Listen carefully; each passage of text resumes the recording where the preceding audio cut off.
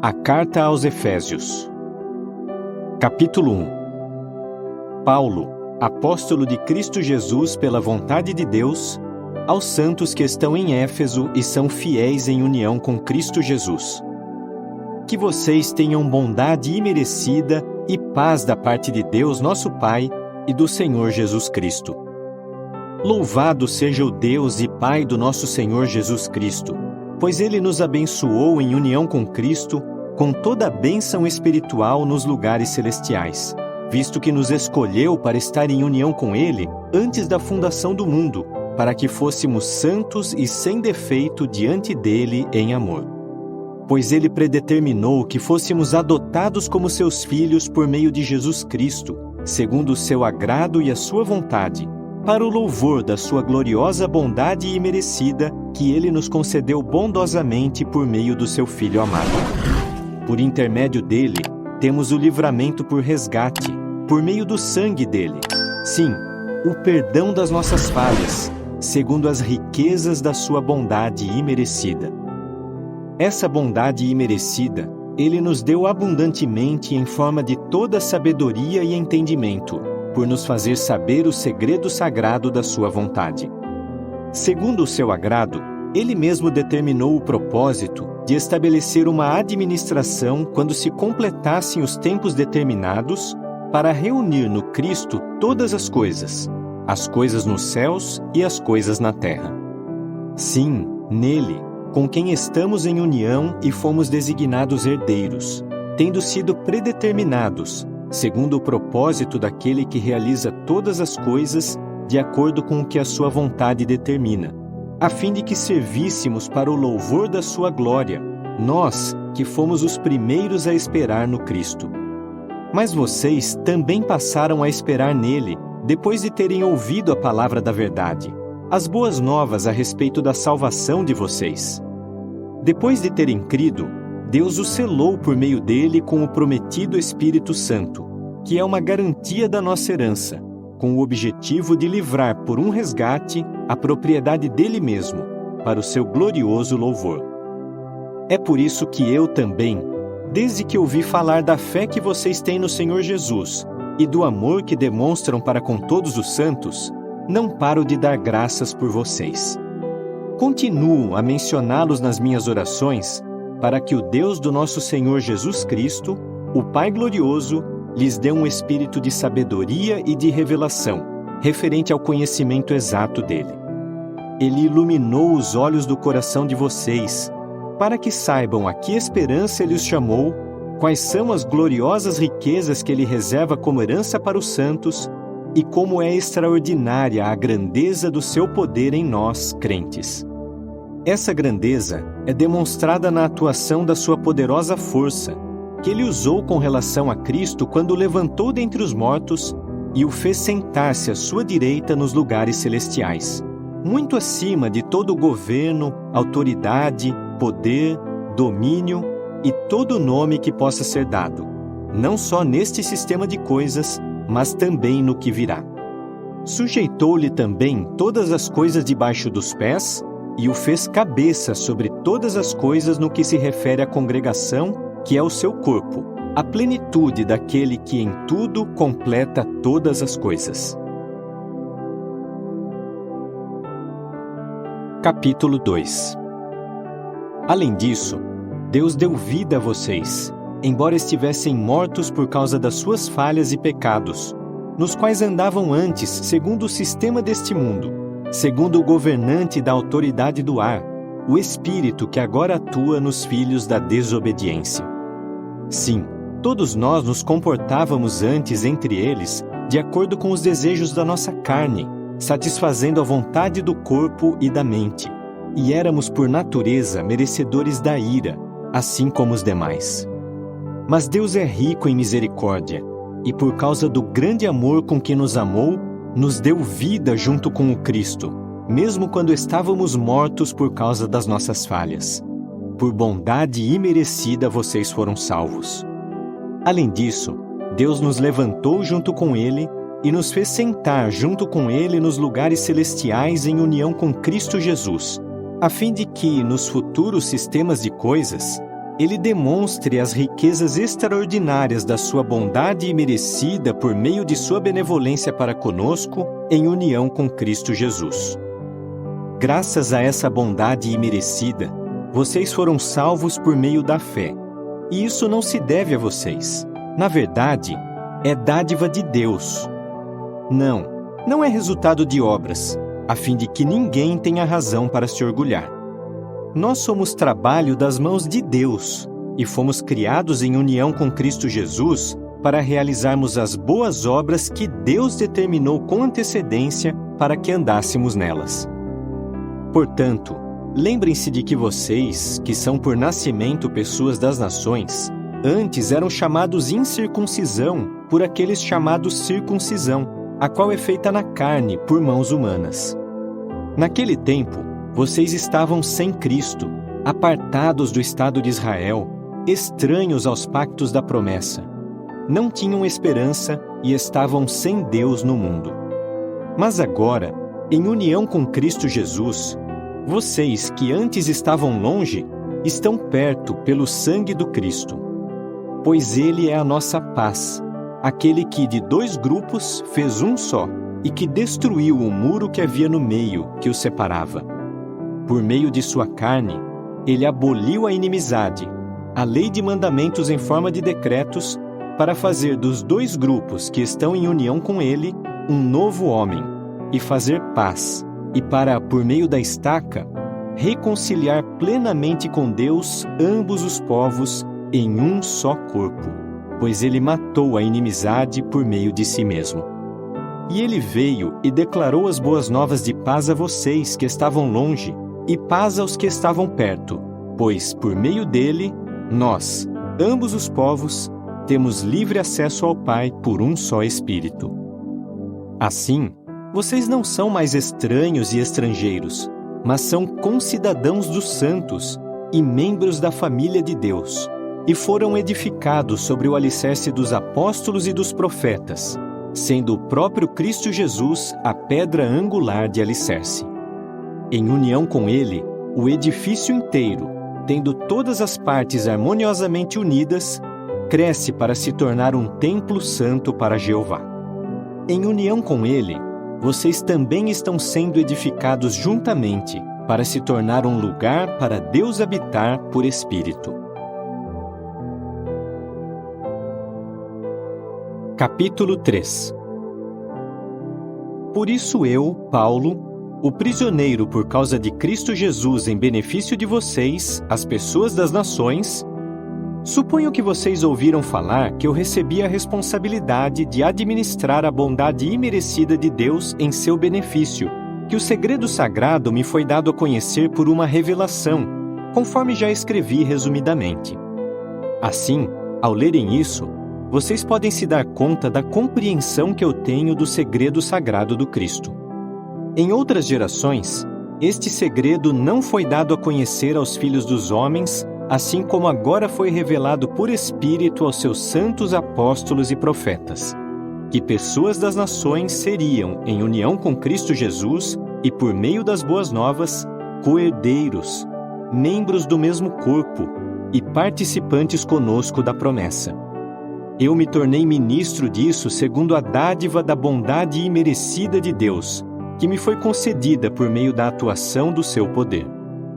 A mim, alguém menor que o menor de todos os santos, foi concedida essa bondade imerecida para que eu declarasse às nações as boas novas a respeito das riquezas insondáveis do Cristo e fizesse com que todos vissem a administração do segredo sagrado que durante as épocas esteve escondido em Deus, que criou todas as coisas. O objetivo era que, por meio da congregação, se desse agora a conhecer aos governos e às autoridades nos lugares celestiais a grandemente diversificada sabedoria de Deus. Isso está de acordo com o propósito eterno que Ele formou com relação ao Cristo, nosso Senhor Jesus, por intermédio de quem temos esta liberdade no falar e podemos nos aproximar de Deus livremente com confiança, por meio de nossa fé em Cristo. Portanto, peço-lhes que não desistam por causa dos sofrimentos que estou suportando por vocês, pois eles significam glória para vocês. Por isso, eu me ajoelho diante do Pai, a quem toda a família no céu e na terra deve o seu nome. Oro para que Ele, por meio de sua grande glória, lhes conceda serem fortalecidos na pessoa que são no íntimo, com poder por meio de seu Espírito, e para que, por meio da sua fé, o Cristo more em seu coração com amor. Que vocês sejam arraigados e estabelecidos no alicerce, a fim de que, junto com todos os santos, sejam plenamente capazes de compreender qual é a largura, o comprimento, a altura e a profundidade, e de conhecer o amor do Cristo, que é superior ao conhecimento, a fim de que vocês fiquem cheios de toda a plenitude que Deus dá. E aquele que, segundo o seu poder que atua em nós, pode fazer mais e infinitamente além de tudo que peçamos ou possamos imaginar, a Ele seja dada a glória por meio da congregação e de Cristo Jesus, por todas as gerações, para todo o sempre. Amém.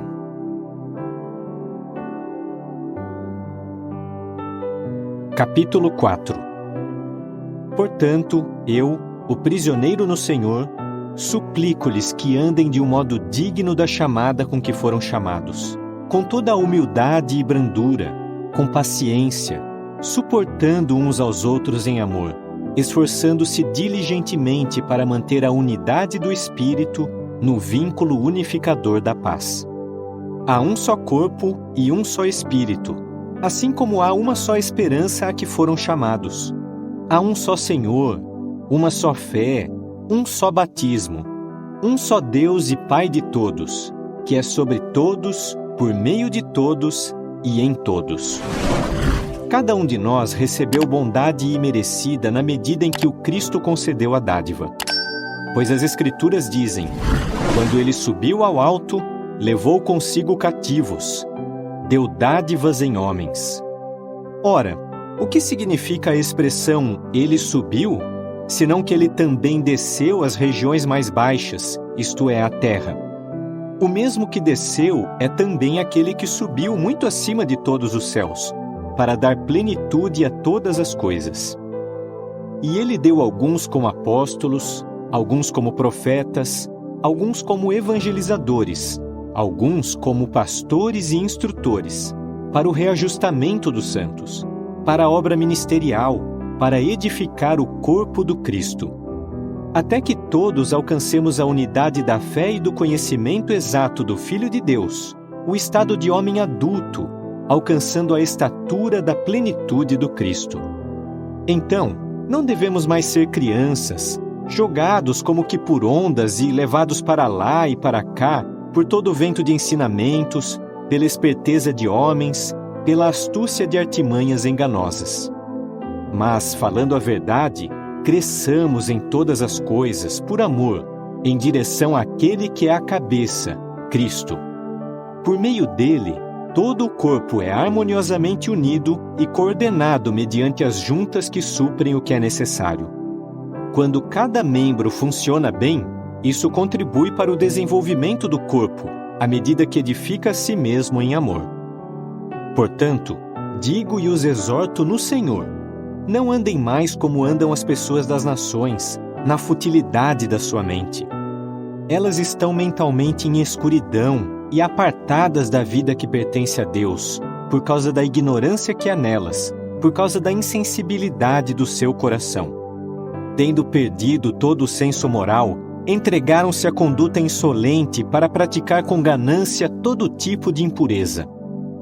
Mas vocês não aprenderam que o Cristo seja assim, se de fato ouviram a Ele e foram ensinados por meio dele, de acordo com a verdade que está em Jesus. Vocês foram ensinados que devem abandonar a velha personalidade, que está em harmonia com o proceder anterior de vocês e que está sendo corrompida segundo os desejos enganosos dela. Continuem a renovar a sua maneira de pensar e revistam-se da nova personalidade, que foi criada segundo a vontade de Deus, em verdadeira justiça e lealdade. Portanto, visto que vocês abandonaram a mentira, falem a verdade, cada um com o seu próximo, pois somos membros que pertencem uns aos outros. Fiquem irados, mas não pequem. Não deixem que o sol se ponha enquanto ainda estiverem irados. Não deem chance ao diabo. Quem furta, não furte mais. Em vez disso, trabalhe arduamente, fazendo com as mãos um bom trabalho, a fim de ter algo para repartir com alguém em necessidade. Não saia da boca de vocês nenhuma palavra pervertida, mas somente o que for bom para a edificação, conforme a necessidade, para transmitir aos ouvintes o que é benéfico. E não entristeçam o Espírito Santo de Deus, com que vocês foram selados para um dia de livramento por resgate. Abandonem todo tipo de ressentimento, ira, raiva, gritaria e palavras ofensivas, junto com toda a maldade. Mas sejam bondosos uns com os outros, ternamente compassivos, perdoando liberalmente uns aos outros, assim como Deus os perdoou liberalmente por Cristo.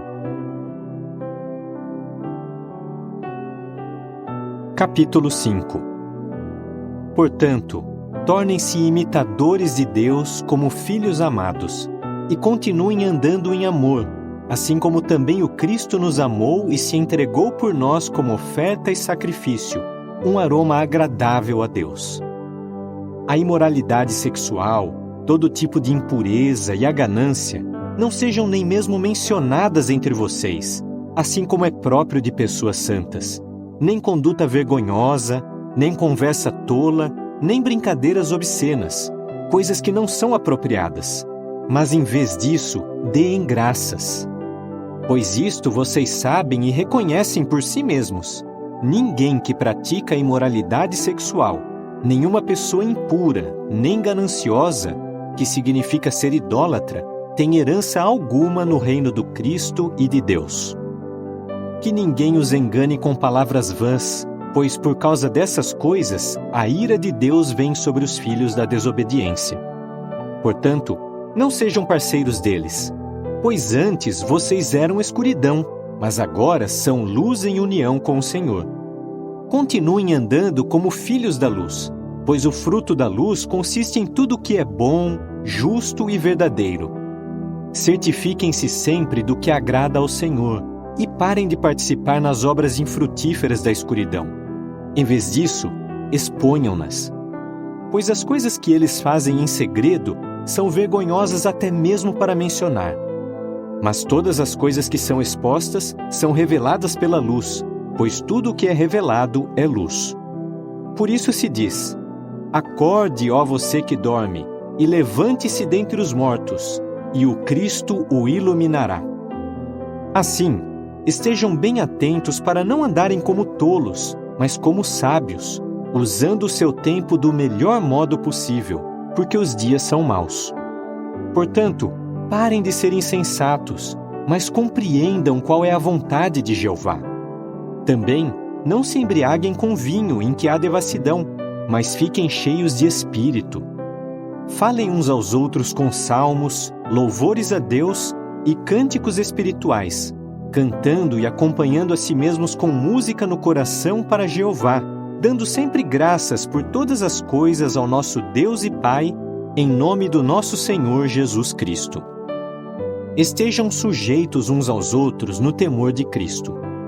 A esposa esteja sujeita ao marido como ao Senhor, porque o marido é cabeça da esposa, assim como o Cristo é cabeça da congregação e salvador desse corpo. De fato, assim como a congregação está sujeita ao Cristo, a esposa também deve estar sujeita ao marido, em tudo. Marido, continue a amar a sua esposa, assim como também o Cristo amou a congregação e se entregou por ela, para santificar a congregação, purificando-a com o banho de água por meio da palavra, a fim de apresentá-la a si mesmo em todo o seu esplendor, sem mancha, nem ruga, nem qualquer coisa semelhante, mas santa e sem defeito. Do mesmo modo, o marido deve amar a esposa como ao seu próprio corpo.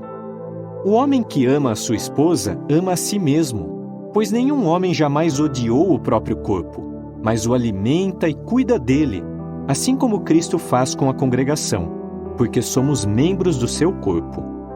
Por essa razão, o homem deixará seu pai e sua mãe e se apegará à sua esposa, e os dois serão uma só carne. É grande esse segredo sagrado. Digo isso, porém, a respeito de Cristo e da congregação. No entanto, cada um de vocês ame a sua esposa como a si mesmo. Por outro lado, a esposa deve ter profundo respeito pelo marido. Capítulo 6. Filhos, sejam obedientes aos seus pais em união com o Senhor, pois isso é justo. Honre seu pai e sua mãe. Esse é o primeiro mandamento com uma promessa, para que tudo vá bem com você e você permaneça por muito tempo na terra. E pais, não irritem os seus filhos, mas continuem a criá-los na disciplina e na instrução de Jeová.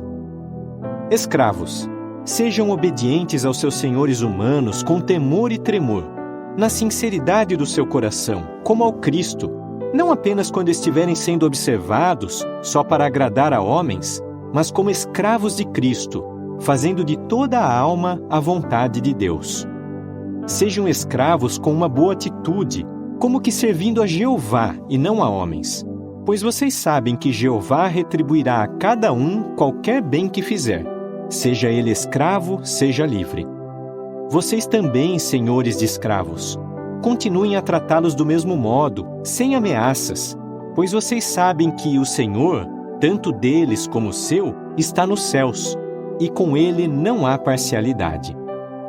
Finalmente, continuem a ser fortalecidos no Senhor e na sua poderosa força. Vistam a armadura completa de Deus, para que possam se manter firmes contra as artimanhas do diabo. Pois temos uma luta, não contra sangue e carne, mas contra os governos, contra as autoridades, contra os governantes mundiais desta escuridão, contra as forças espirituais malignas nos lugares celestiais. Por essa razão, vistam a armadura completa de Deus para que possam resistir no dia mau e, depois de terem feito tudo, se manter firmes. Portanto, mantenham-se firmes, usando o cinturão da verdade, vestindo a couraça da justiça e tendo os pés calçados com a prontidão para declarar as boas novas de paz. Além de tudo isso, usem o grande escudo da fé, com o qual poderão apagar todas as flechas ardentes do maligno. Aceitem também o capacete da salvação e a espada do Espírito, isto é, a palavra de Deus, ao passo que, com toda forma de oração e súplica, em todas as ocasiões, vocês continuam orando no Espírito. E para esse fim, fiquem despertos, fazendo constantemente súplica a favor de todos os santos. Orem também por mim, para que me sejam dadas as palavras quando eu abrir a boca, a fim de que eu consiga falar corajosamente ao tornar conhecido o segredo sagrado das boas novas, pelas quais atuo como embaixador preso em correntes, e que eu fale com coragem sobre elas, como devo fazer. E para que vocês saibam também da minha situação e de como estou passando, Tíquico, amado irmão e ministro fiel no Senhor, lhes informará de tudo. Por isso mesmo, eu o envio a vocês, para que saibam como estamos e para que ele lhes console o coração. Que os irmãos tenham paz e amor com fé da parte de Deus o Pai e do Senhor Jesus Cristo. Que a bondade imerecida esteja com todos os que amam o nosso Senhor Jesus Cristo com um amor indestrutível.